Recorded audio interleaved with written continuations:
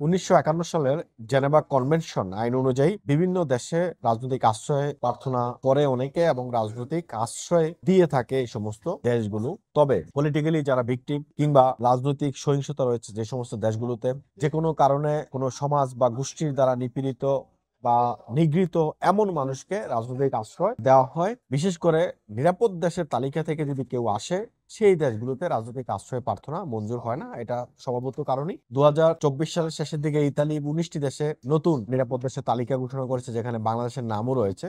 কিন্তু ইতালি বাংলাদেশের যে সাম্প্রতিক পরিস্থিতি, পরবর্তীতে কোর্টের মাধ্যমে যেটা বোঝা গেছে যে বাংলাদেশ আসলে এখনকার যে পরিস্থিতি সেই পরিস্থিতি বাংলাদেশ নিরাপদ দেশের তালিকায় থাকার কথা নয়। তবে কেন ইতালি যে 19টি দেশে নতুন তালিকা করেছে সেই তালিকায় বাংলাদেশের নাম সহ রেখেছে এ নিয়ে নানান প্রশ্ন উঠেছে। বিশেষ করে সমুদ্র পথে যে সমস্ত দেশের নাগরিকরা ইতালিতে প্রবেশ করে এই দেশগুলোকে টার্গেট করে ইতালির কট্টরপন্থী সরকার তারা নিরাপদ দেশের তালিকা প্রকাশ করে একটি ডিক্রি জারি করেছে। কারণ তারা চাচ্ছে আলবেনিয়ার সাথে যে চুক্তি ইতালির সেই চুক্তি বাস্তবায়নে এই সমস্ত দেশগুলো মানুষকে সমুদ্র পথে যারা আসবে তাদেরকে ওখানে যেন পাঠানো হয়। তবে দুটি এনজিও একটি প্রতিবেদন প্রকাশ করেছে।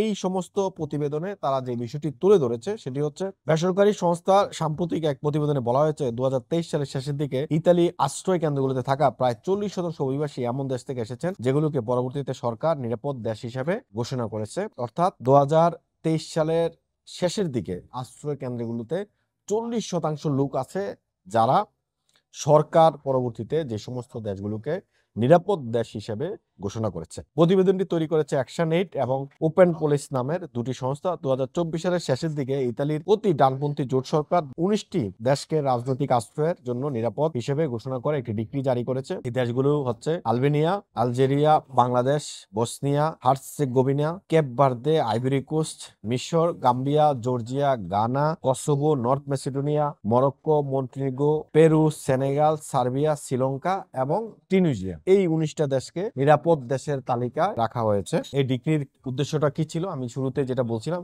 এই ডিক্রির উদ্দেশ্য ছিল এমন একটি ব্যবস্থা গঠন করা যার মাধ্যমে ইতালি সরকার ভূমধ্য সাগরে আন্তর্জাতিক জলসীমা থেকে উদ্ধারকৃত অভিবাসীদের আলবেনিয়ায় বিশেষ কেন্দ্রে পাঠাতে পারে। তবে এই তালিকা ইতালি বিচারকদের সন্তুষ্ট করতে পারেনি। আদালতের দায়িত্ব ছিল আলবেনিয়া আশ্রয়ের মূল্যায়ন অনুমোদন করা। ইউরোপীয় আদালতের একটি রায়ে বলা হয়েছে যদি কোনো দেশের বেশিরভাগ মানুষ নিরাপদ হয় কিন্তু কিছু অঞ্চল বা কিছু জনগোষ্ঠী যদি ঝুঁকির মধ্যে থাকে তাহলে পুরো দেশকে একতরফাভাবে নিরাপদ বলা যাবে না।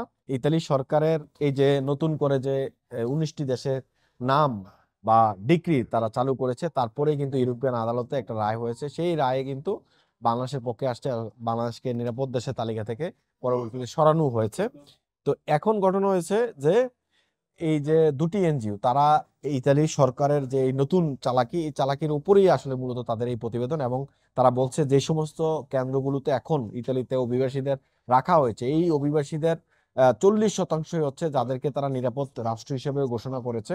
এবং আলবেনিয়ায় যে তারা চুক্তি করেছে সেই চুক্তি বাস্তবায়নের জন্য তাদের আসলে মূল চালাকিটা হচ্ছে এই দেশগুলোকে নিরাপদ দেশ হিসেবে ঘোষণা করে দেওয়া। কারণ এই দেশগুলো থেকে আসলে ভূমধ্য সাগরে প্রচুর মানুষ ইতালিতে প্রবেশ করে, যার কারণে এই জায়গাটাতে যেন আর কেউ এইভাবে ভূমধ্য সাগর পাড়ি দিয়ে ইতালিতে প্রবেশ করতে না পারে এবং যারাই প্রবেশ করবে তাদেরকে যেন আলবেনিয়ায় পাঠাতে পারে। এই যে নতুন কঠোর এই জোট সরকারের এই যে চালাকি, এটা এই দুটি সংস্থা, এই প্রতিবেদনটি হচ্ছে ইনফো মাইগ্রেন্টসে তারা এই প্রতিবেদনটি প্রকাশ করেছে, যেখানে বলছে দুটি এনজিও তারা প্রশ্নবিদ্ধ নিরাপদ দেশ সংক্রান্ত ডিক্রি নিয়ে তারা একটি গবেষণা করেছে। সেই গবেষণায় তারা প্রতিবেদনটি প্রকাশ করেছে কি কারণে সরকার এবং কেন কি উদ্দেশ্যে তারা আসলে এই 19টি দেশকে ডিক্রি হিসেবে জারি করেছে।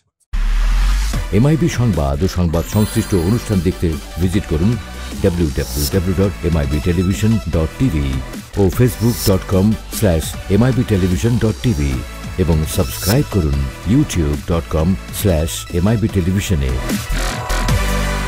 এমআইবি টেলিভিশন, সত্য খবর, সঠিক খবর।